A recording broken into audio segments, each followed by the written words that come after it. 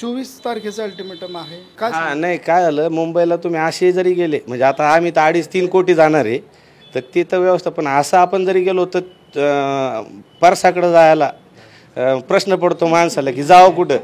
तर तेवढं आमचं कसं आहे, मग नाही जर सोय झाली आमची तर आम्ही जे जे पॉश बंगले दिसतील त्याच्या बाहेर एक एक एक एक एक एक बस जिथं जागा भेटेल तिथं बसू का, तेवढी सोय करावं. फक्त दादांचंही ते म्हणणं आहे की आमची परसाकडे जायची सोय करा. आता तो शब्द मी वापरत नाही जो वापरायचा, पण परसाकडे जायची तुम्ही व्यवस्था करा बा. मुंबईला आल्यावर खायला आम्ही काय घरून चटणी भाकरी बाजरीची भाकरी जर आणली तर 3 दिवस चालते, चटणी भाकरी आम्ही घेऊन येऊ 3 दिवस कसेही काढू.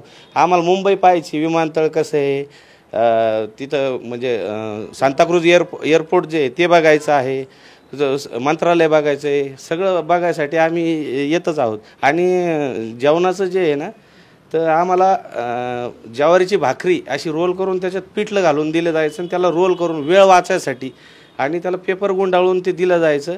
तो रोल आम्ही म्हणजे चालता चालता खायचं. पाण्याच्या बाटल्या फक्त दिल्या जायच्या. चहा 12 दिवसात आम्हाला माहीत नाही. हे जे डोळे बघताय रात्री 3ला आम्ही झोपायचो, म्हणजे आम्हीच नाही दादा 3ला झोपले मग आम्ही 3ला झोपायचं. सकाळी 7लाच उठून रेडी राहायचं ताफ्यात जाण्यासाठी. आमच्यासारखे सुदृढ माणसं, मी आता तुम्ही बघत असाल माझी परिस्थिती, मी 2 दिवस झाले बिमार आहे. त्या व्यक्तीला काय त्या छत्रपती शिवाजी महाराजांनी साक्षात्कार दिला की काय स्टील बॉडी दिली. व्यक्तीला परवा ॲडमिट केलं आम्ही, काल सकाळी ठणठणीत झाले ते. म्हणजे असं काय बनवलं त्या व्यक्तीला. मी माळकरी माणूस आहे, मी एकादशी धरतो. सकाळचं जर मी संध्याकाळ जर काही खाल्लं नाही तर मला चक्र येतात. त्या व्यक्तीनं 17 दिवसाचं उपोषण कसं केलं असेल, 9 दिवसाचं. खरंच आम्ही त्या व्यक्तीला फार म्हणजे त्यांनी जे म्हणाल ते आम्ही करायला तयार आहे, जीव द्यायला तयार आहे आम्ही. ह्या दिवसांमध्ये त्यांच्या सोबत असता, काय सांगाल, कशा पद्धतीचे अनुभव होते मागच्या काही महिन्यांमधले? नाही माझे अवभाग्य समजतो की मी मुंबईच्या दौऱ्यातही दादांच्या सोबत होतो आणि आता या 12 दिवस मी सोबतच होतो. याची देई याची डोळा जे मला भाग्य लाभलं हे बघण्याचं, म्हणजे मी आंतरवालीची जागतिक लेवलची सभा बघितली जी ना भूतो ना भविष्यात येणाऱ्या पिढीला बघायला भेटेल ती भेटणार आहे. आता आमची ती 170 एकरमध्ये मराठा समाज फक्त 10% आला होता आमचा, पण आता आमची जी विजयी सभा होणार आहे आरक्षणाची ती कमीत कमी 1700 एकरमध्ये होणार आहे आणि 2 ते 2,500 एकरची आमची पार्किंग राहणार आहे. तर ती आंतरवालीची सभा बघण्यासाठी भाग्य आम्हाला लागलं. आमचे जे आयोजन ज्यांनी केलं होतं राजूभाऊ पवार, ती इथं आहेतच. तर त्यांच्यासोबत आम्ही 3 दिवस झोपलो. आम्ही सर या 10-12 वर्षात कधी आम्ही म्हणजे गादीशिवाय झोपलेलो नाही. पण त्या दिवशी आम्हाला खाली आथरायला काही नव्हतं, आम्ही ढेकळात झोपलो आम्ही 2:30 वाजेला आणि 3:30ला उठलो. कारण 7-8 लाख लोक झोपलेच नाही. तुम्ही झोपलेच नाही. 7-8 लाख लोक जेव्हा यायला लागले आम्हाला भीती वाटायला लागली आता काय होतं. आणि तेवढ्या लोकांचं तिथं इतकं शिस्तबद्ध नियोजन होतं. प्रत्येकाला येईल तसं जेवण आणि डाळबट्टीचं जेवण सगळ्यांना होतं. खूप सुंदर नियोजन होतं आणि माझं भाग्य. आणि तुम्ही जो प्रश्न विचारला की हे 12 दिवसात मी बघितलं, आजच्या घडीला लोकांना पैसे देऊन आणावं लागतं, त्यांना पॉश गाड्या द्यावं लागतात, जेवणही त्यांना चांगलं द्यावं लागतं, लॉजिंग द्यावं लागते. आम्ही ह्या दौऱ्यात होतो तर आम्ही मंगल कार्यालय, धर्मशाळा असं आणि म्हणजे 50-60 लोकांना आम्हाला 1-1, 2-2 टॉयलेट होते.